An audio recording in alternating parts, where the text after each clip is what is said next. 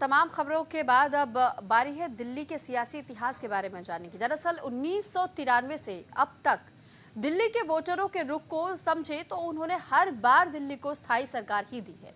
हालांकि 2013 में दिल वालों ने ये ट्रेंड बदल दिया था, लेकिन दिल्ली की राजनीति हिचकोले खाते दिखाई दे रही है। दिल्ली वाले फिर से अपने पुराने ट्रेंड पर ही शिफ्ट हो गए हैं। ये रिपोर्ट आपको दिखाते हैं।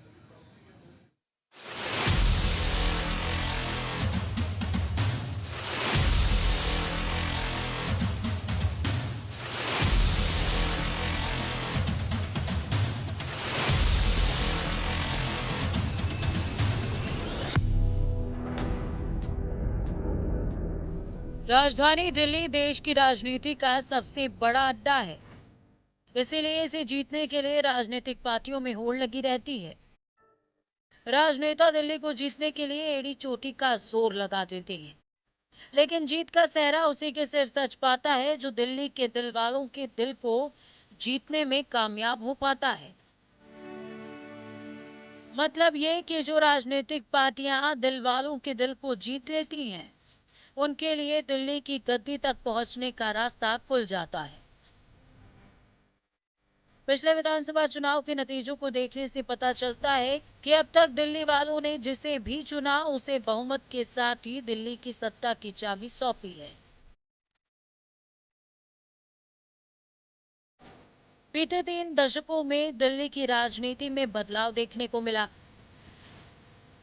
1993 में विधानसभा चुनाव की शुरुआत के बाद ज्यादातर दिल्ली में पूर्ण बहुमत की सरकार ही बनी, लेकिन अन्ना आंदोलन के बाद बनी आम आदमी पार्टी के चुनाव में आने से 2013 का चुनाव अपवाद साबित हुआ। उस समय किसी भी दल को स्पष्ट बहुमत नहीं मिला था। इसे छोड़ दें तो हर चुनाव में दिल्ली की जनता ने स्पष्ट जनादेश दिया है। दिल्ली की राजनीति में कांग्रेस, बीजेपी और अब आम आदमी पार्टी ने दबदबा बनाए रखा। दिल्ली के हर चुनाव में पूर्ण बहुमत देना दिखाता है कि राजधानी की जनता स्थिर सरकार पर भरोसा करती है। अगर आंकड़ों पर नजर डालें तो दिल्ली की सत्ता का समीकरण समझ लीजिए। दिल्ली की जनता ने 1993 में बीजेपी को पूर्ण बहुमत दिया। 1998 2008 तक कांग्रेस की पूर्ण बहुमत की सरकार बनाई। 2015 और 2020 में आम आदमी पार्टी ने दिल्ली की सियासत में एंट्री की और राज किया। 1993 से 2008 के बीच हुए विधानसभा चुनाव में बीजेपी और कांग्रेस के बीच सीधी टक्कर रहती थी। 1993 में दिल्ली में बीजेपी ने 49 सीटें जीतकर सरकार बनाई थी। उस समय कांग्रेस की झोली में महज 14 सीटें आई थी, जबकि बाकी दलों और निर्दलीय उम्मीदवारों को सीटों पर कब्जा तो मिला, लेकिन सरकार नहीं। 1998 और 2008 तक का समय कांग्रेस के लिए स्वर्णिम युग रहा। 1998 के दिल्ली विधानसभा चुनावों में कांग्रेस ने 52 सीटें जीतकर बीजेपी को सत्ता से बेदखल कर दिया था। उस समय बीजेपी सिर्फ 17 सीटों पर सिमट गई थी। 2003 के चुनाव में कांग्रेस ने 47 सीटों पर जीत हासिल की और लगातार दूसरी बार शीला दीक्षित मुख्यमंत्री बनी।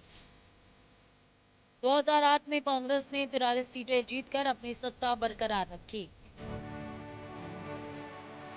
लेकिन अरविंद केजरीवाल ने कांग्रेस के इस विजयी रथ पर ऐसा ब्रेक लगाया कि वो दिल्ली की गद्दी तक फिर पहुंच ही नहीं पाया।